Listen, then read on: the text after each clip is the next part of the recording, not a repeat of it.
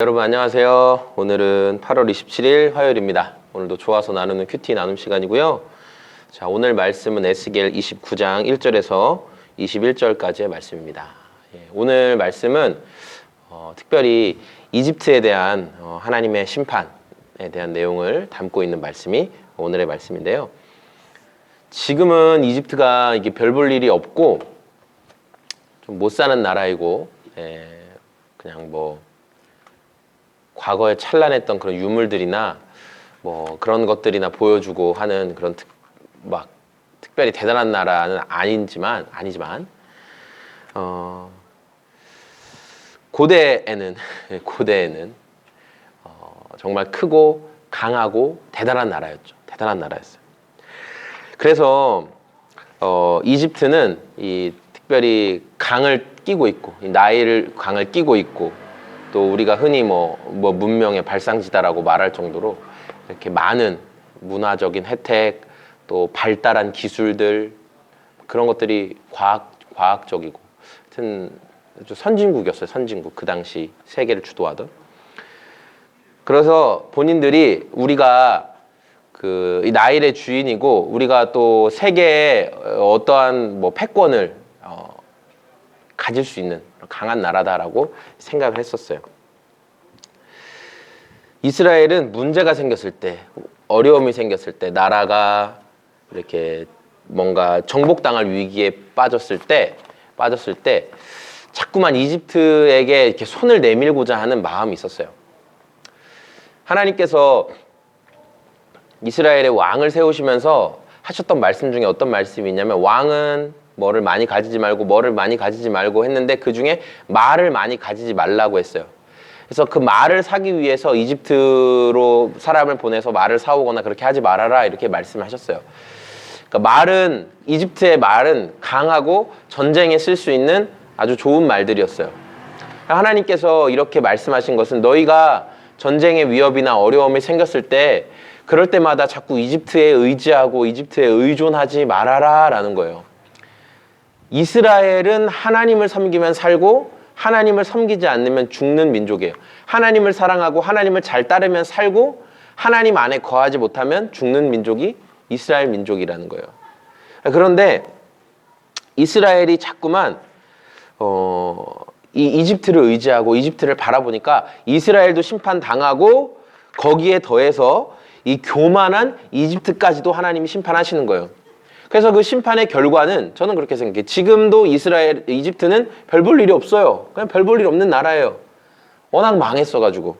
하나님이 이 느부갓네살 왕에게 이집트를 선물로 주셨어요. 너희가 느부갓네살 왕도 하나님 앞에 쓰임받는 하나님의 그냥 도구예요. 하나님의 도구. 온 세계를, 온 역사를 통치하신 하나님의 도구로 이 이방인 느부갓네살 왕이 사용되었는데 하나님께서 이 느부갓네살에게 보수와 같이 이집트를 주신 거예요. 너희의 전리품이다. 네가 어쨌든 하나님의 손 안에서 쓰임 받았기 때문에 하나님이 전리품으로 주신 거죠. 저는 오늘 말씀을 묵상하면서요 이런 생각했어요. 여러분 우상이라는 건 다른 게 아니라요. 우상이라는 건 특별한 게 아닙니다.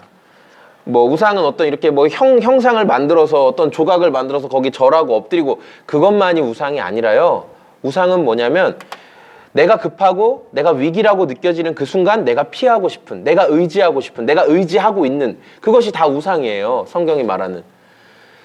어떤 문제가 생기고 어려움이 생겼을 때 나는 잘할 수 있어. 나는 마인드 컨트롤 하고 더 나아가서 내가 못할 일이 없지. 나니까 나는 이 정도는 하지 이런 마음도 우상이 될 수 있는 거예요. 나를 의지하는 우상이죠. 또 어떤 사람이 나를 도와줄 수 있어. 어떤 사람이 이 문제를 해결해 줄 수 있어 라고 생각하는 것도 우상이 될 수 있어요.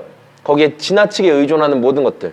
내가 위급하고 어렵고 힘들 때마다 생각나고 도망가고 피하고 싶고 거기에만 머물러 있으면 안정감을 누리는 것은 다 우상이에요. 하나님은 우상이 될 수 있을까? 그러면 하나님은 우상이 될 수 있을까? 하나님은 우상이 될 수 없죠.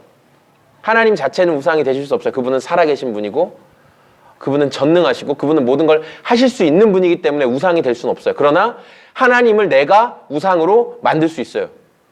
하나님 자체는 우상이 아니신데 내가 하나님을 대하는 방식이 우상을 대하는 방식으로 하나님 대할 수 있다는 거예요. 우상을 대하는 방식이라는 게 뭐예요? 내 필요와 내 쓸 것을 왜 채워주지 않느냐?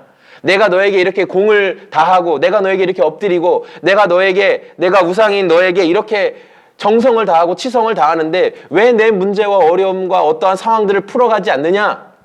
이게 무슨 말이에요? 내가 주인이니까 심지어 내가 절하고 섬기는 그 우상도 내 밑에 있어야 되는 거예요. 겉으로는 그것을 섬기는 것처럼 보이지만 실제로는 내가 주인이에요.